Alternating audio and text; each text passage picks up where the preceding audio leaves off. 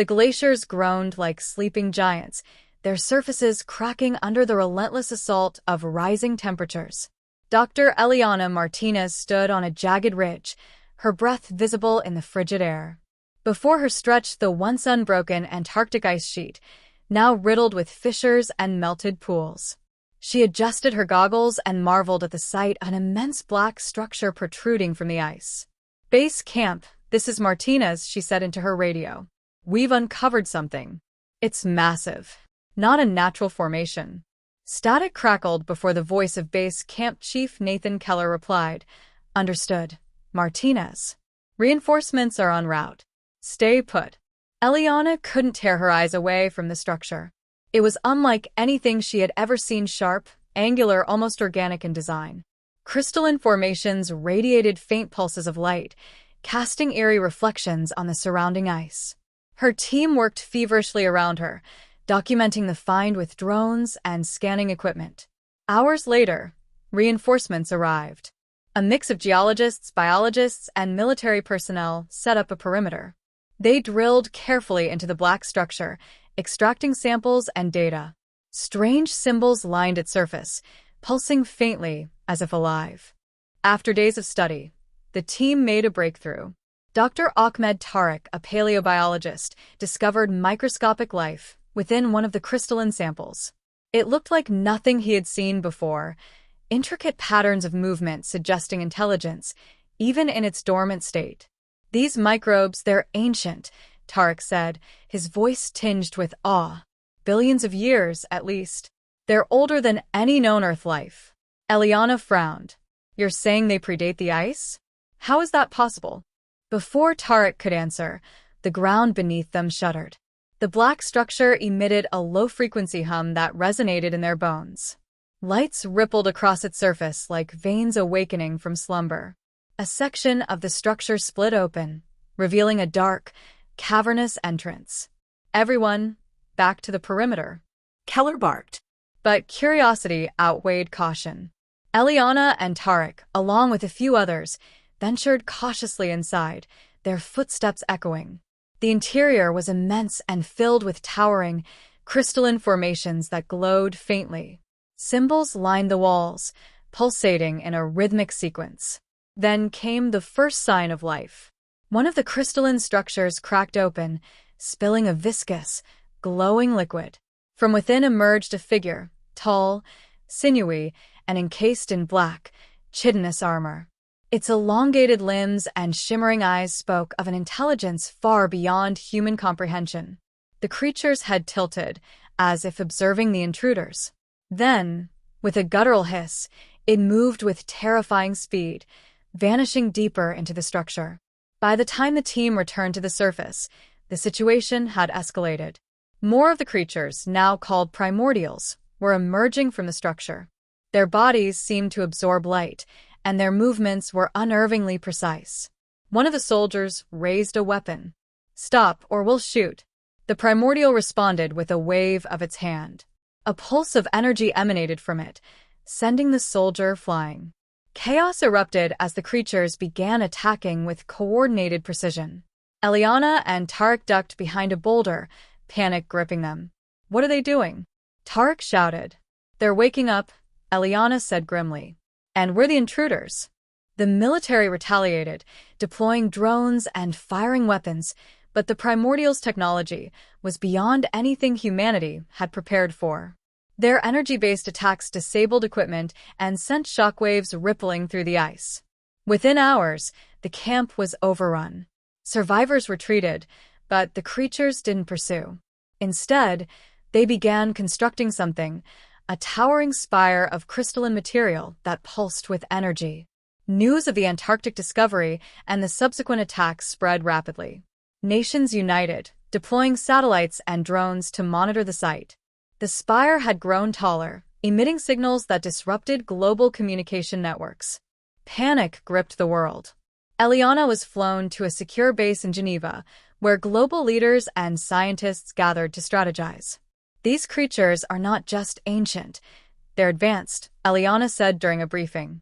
"They see us as threats, or worse, as pests. If we don't act, they could wipe us out."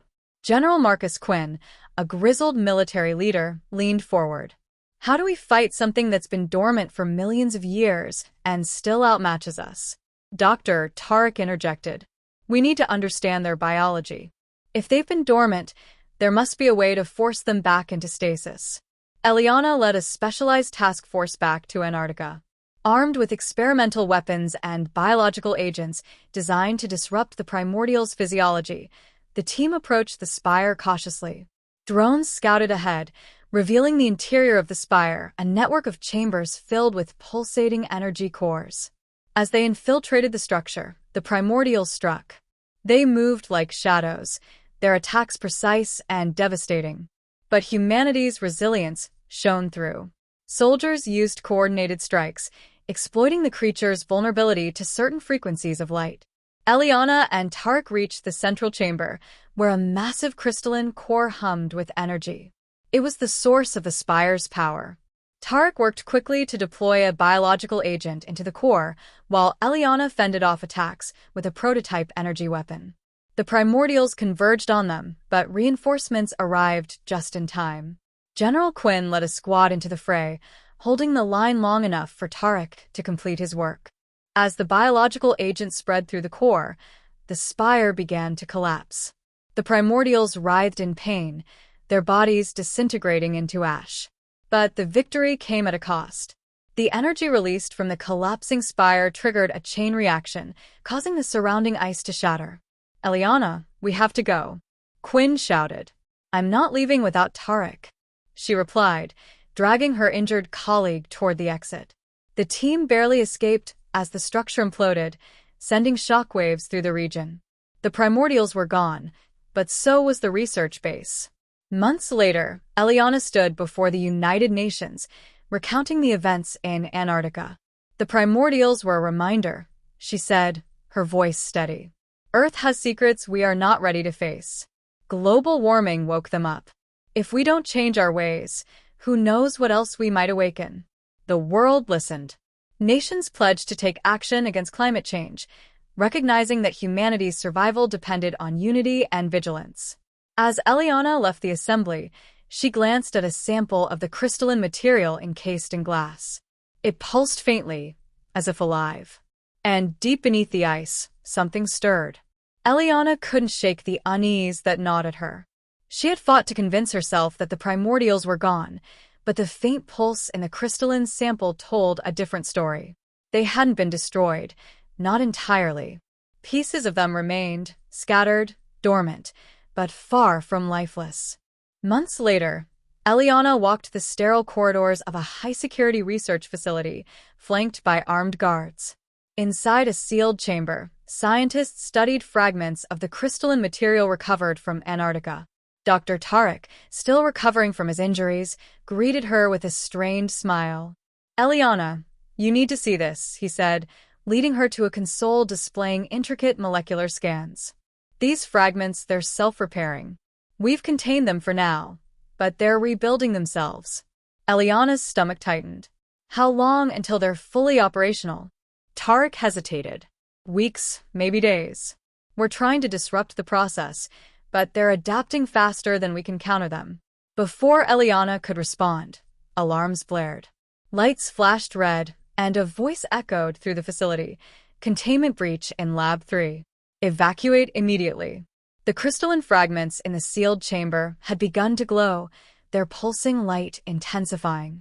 Cracks spiderwebbed across the reinforced glass, and with a deafening pop, it shattered. Shards flew outward, embedding in walls and equipment, but the fragments didn't stop there.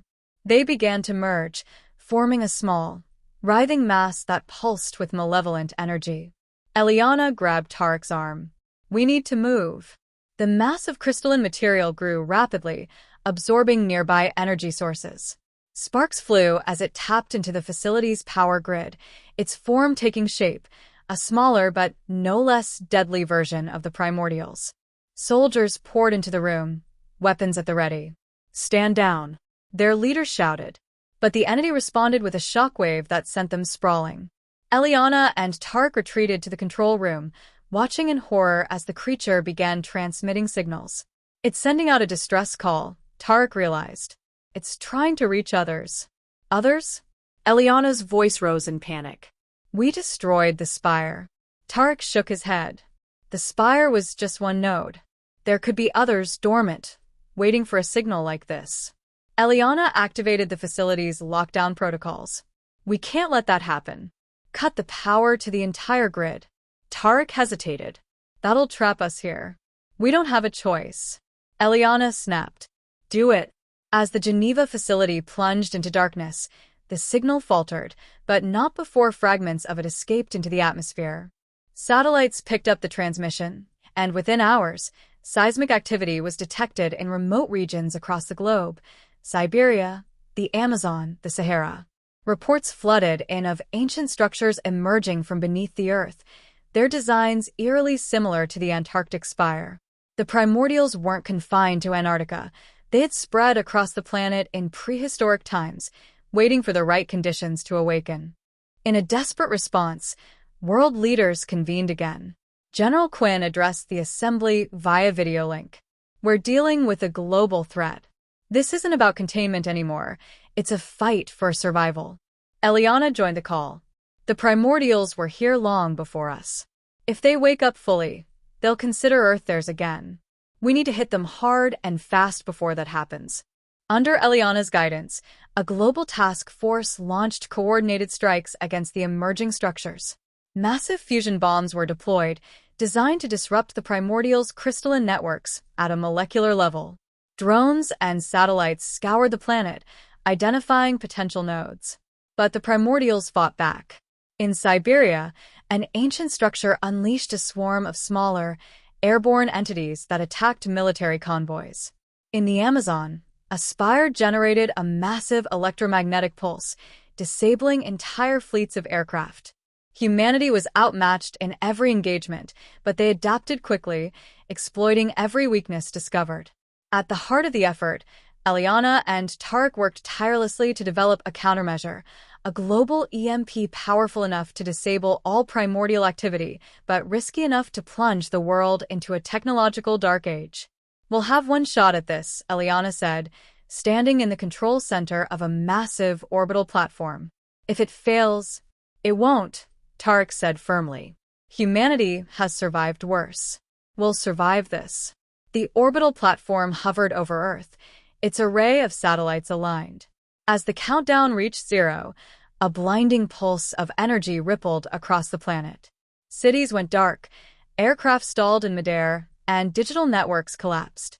But the primordial structures faltered, their lights dimming before collapsing into inert, lifeless masses.